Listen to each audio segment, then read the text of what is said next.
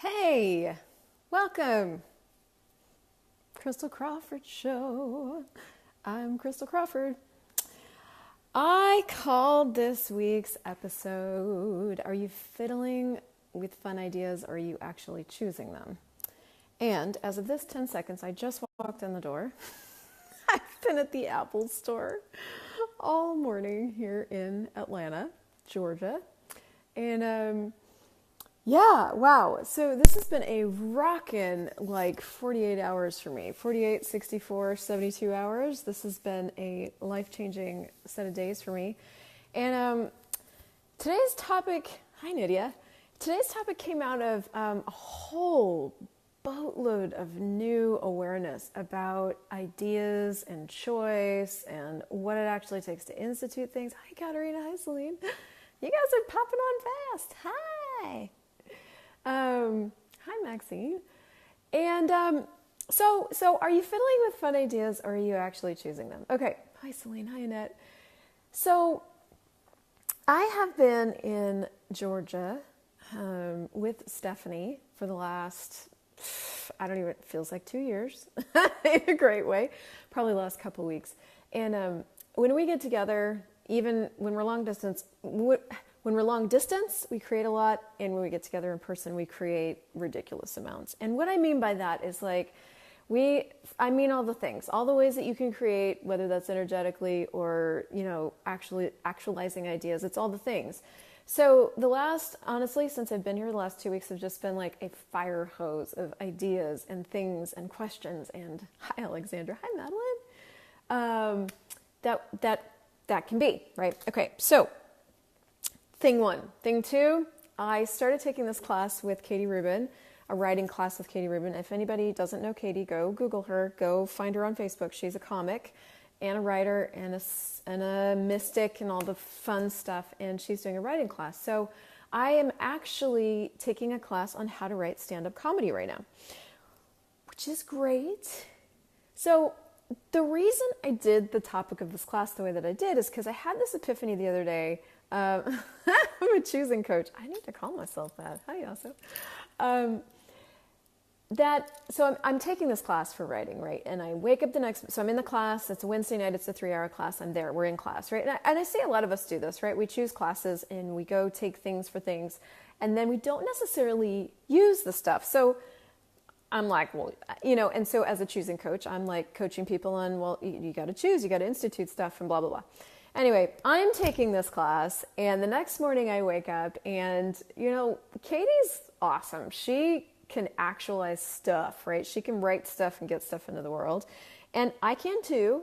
I just haven't ever chosen that when it comes to writing or stand-up comedy or any of those things. So again, with the in the class, go through the 3 hours, go to sleep that night, wake up the next morning, and I'm going about my day. And I'm realizing that I took a class and I have not yet actually chosen to write the stuff. Not really. I chose the class, I paid for the class, I went to the class, I was in the class, I had the conversation about choosing the stuff, woke up the next morning, realized I hadn't actually chosen the stuff. Now, how did I know? Hi Katya, I had no actual intention of writing anything. I hadn't put it in my calendar, it wasn't in my awareness. When it comes to actualizing things, you actually have to put pen to paper or, put fingers to keyboard or put hands on clay or when it comes to making stuff go, there's stuff required to do. And so I went through that day and I'm like, am I actually going to choose this? Which seems a little crazy, right? Because, hi, Christiane. I'm in the class, I'm doing the thing. And I had to sit with myself for, an hour. And I was like, I really don't want to actually choose this. And I could come up with all kinds of stories why and things. And I mean, listen, writing stand-up comedy is not for the ballless. You've got to put your ideas through this structure, put them out the other side, and then find out you don't actually really know what you're doing, really. And then your ideas that you think are funny are not necessarily funny when you put them through the structure. So it it makes you look at and it makes you practice stuff that right now you're probably not that good at. So that was kind of moment number one. As I was sort of mulling all of that and looking at it and all that stuff, hi Mia, I was also like during the day and throughout my days, like I've just been, carrying on with Stephanie. Seriously, we have so many conversations. We're creating 22 businesses right now. I'm not even kidding. You just keep your eyes peeled for everything that's coming. And so I wake up another morning and I got tugged to a bookshelf. Now my body does this. Hi, Eva. My body will pull me into bookstores and pull me through the bookstore until it gets me to the book that I'm supposed to, hi Dale, supposed to be reading. So I got pulled to a bookshelf, looked on the bookshelf. I found this book called Love is a Verb. Life. Life is a verb. So it's a really beautiful book. Like it's kind of oversized and you open it up and it's all in color and it's got these 37 days of exercises and things. And so, I have lots of books, but I open this up and I open it up to chapter 20. Hi, Jeanette. And the whole chapter is about mud balls. Now, she tells the stories way better than I'm about to tell you, but essentially, mud balls are an ancient Japanese art and they are objects, they're mud balls made of common dirt and then coated and covered with silt and polished until they become these really, really shiny, common, everyday objects. Now, the story was about how a teacher was teaching this. This art has a beautiful Japanese name, by the way, but in English it's mud balls. And this guy was teaching this class on how to make these. No, this was a pottery class. I'm getting my two things confused. Whatever. There's a pottery teacher, and they're in the same chapter, and we talked about mud balls. Hi, Kim. And so this pottery teacher divided his class into two, and to half the class, he said, you're going to be graded on the quantity of pottery that you create. So basically, it doesn't matter what it looks like, it doesn't matter how or what or whatever you do, you're going to be graded on the quantity. And to the other half of the class, he said, you're going to be graded on the quality of the pottery you create. So you can only do one piece, and you're going to be graded on the quality. The people that ended up creating the best quality pottery were the people that were being graded on quantity. Why? And then the people that were being graded on quality actually got stuck in trying to figure out how to make the perfect piece. Quality people actually ended up getting the perfect piece. Hi, Anita. Quantity people got stuck on all the perfection. And so I started, and so then it moved into like this story about the mud balls. So the thing about mud balls is that when you are first learning how to do this ancient Japanese art, which uses common dirt that you can find in your backyard, and you start creating these mud balls, your first mud balls are really, really like malformed and, rocky and not that great. But what happens in this is the process of making them becomes this really meditative being state. And so there's more to it than just the end product. There's the whole process of it. And not only that, but like as you are going through this process, you end up really treasuring the first few that you make. But as you keep making them, they get better and better and better. And they end up being these really shiny objects that you can love and have around the house and whatever. So it's kind of a three-pronged thing that I'm talking about. Easy for me to say. Hi, Steph. Hi, Lori. Which is that, one, I realized that some of the stuff that I'd been talking about for years, wanting to do, pottery, stand-up comedy, writing, was stuff that I never had any intention of actually choosing. They were stuff that was going to stay fun ideas. Thing number two, part of what had kept me from choosing them was the story that if I did them, I wanted it to be perfect, and I knew it wasn't going to be perfect, and so I wasn't going to do them. Thing three was I really, really, really hadn't given any love, any value, any whatever to the process of it all. Like I had dropped the awareness of what the process of creating the thing actually gives to you, which is awareness and awareness and awareness. Glad you're here too, Lori. So I've been really playing with, and Stephanie's been a huge influence. I've been really playing with actually choosing the things that I've been saying I want to do. And actually choosing stand-up comedy right now looks like getting up every day and writing at least one joke, putting it through the thing. And this is what Katie says. She's like, here's the 3-step thing to writing a joke. You got to put all your ideas through this 3-step thing, and it's going to drive you crazy. And a lot of people quit at this stage because it feels hard. It's not as fun as when you're like in your head and everything you're thinking is making you laugh. That stuff that makes you laugh in your head is not necessarily the stuff that's going to make people laugh on stage. And so trust me when I tell you to put all of your ideas through the structure, because if you can get them through the structure and you can get them out on the other side, then you can play with them. So right now, writing comedy is sort of fun, but it's also kind of hard because I don't totally get it yet, right? I'm still like, and I say hard really loosely, like it's actually still really fun, but hard in the way that like, I'm not good at it yet. I don't naturally just like come up with an idea and, hi Barb, and just like flood it through the process yet, right? Like it's still kind of labored. I'm still in the packing process of like learning how to form a circular mud ball. Okay, so what am I getting out of it? The first thing I'm getting out of it is I'm starting to listen to myself differently. So I also bought this book, because I was missing some information. So there's this whole really cool book on writing comedy, and I bought it. One of the things that you do when you're writing comedy is you listen to yourself. She's like, listen to the things that make you laugh. What was it about that made you laugh? What was that the premise? Was that the why? Was that which part of the thing was that thing? Write it down. Carry something with you all the time. Write down that thing. Write down the idea. Write down what made you laugh. Write down the context.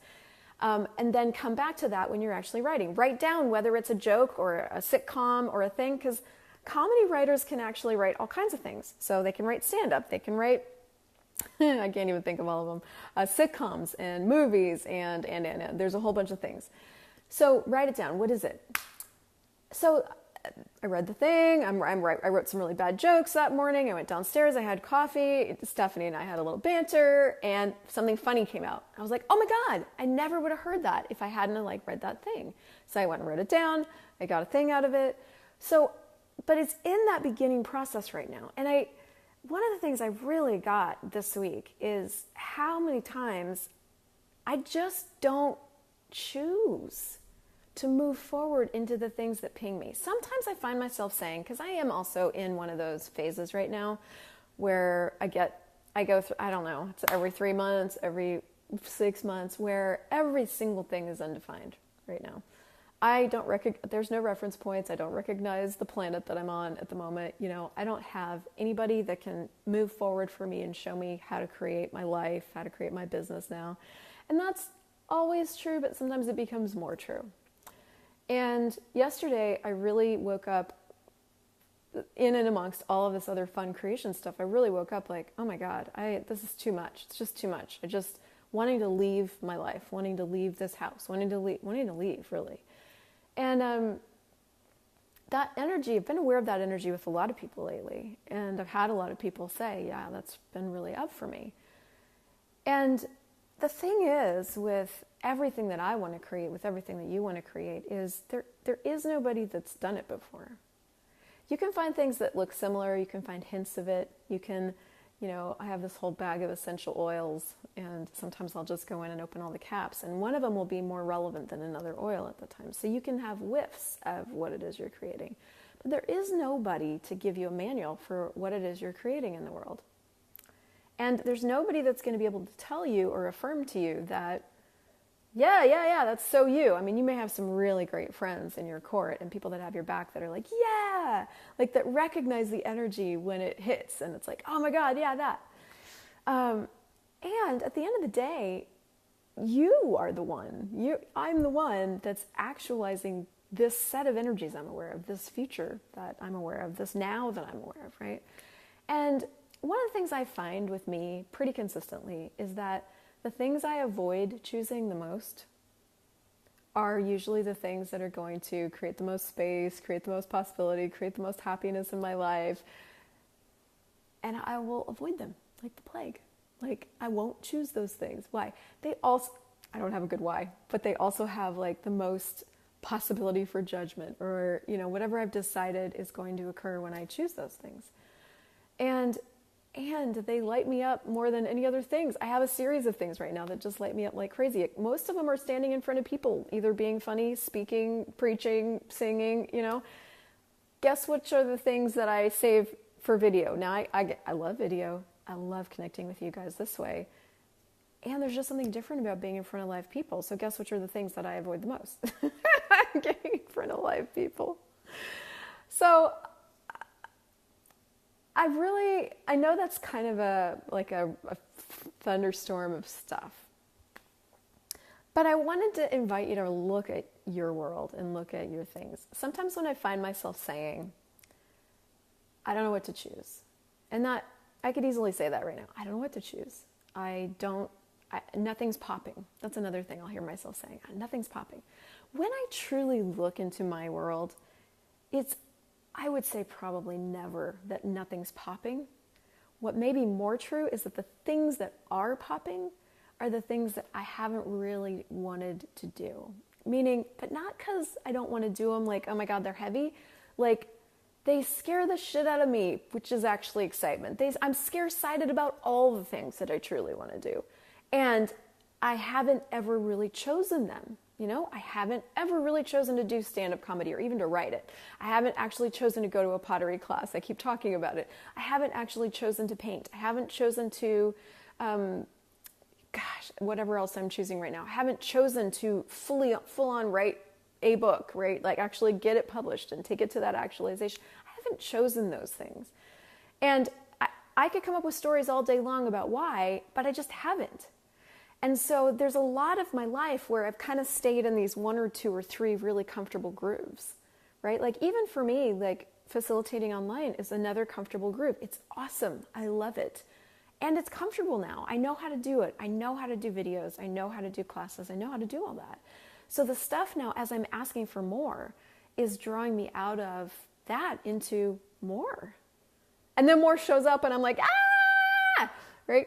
Don't make me choose it. And who's making me? Nobody. Me, you know, maybe. Sometimes, not really. Nobody's making me.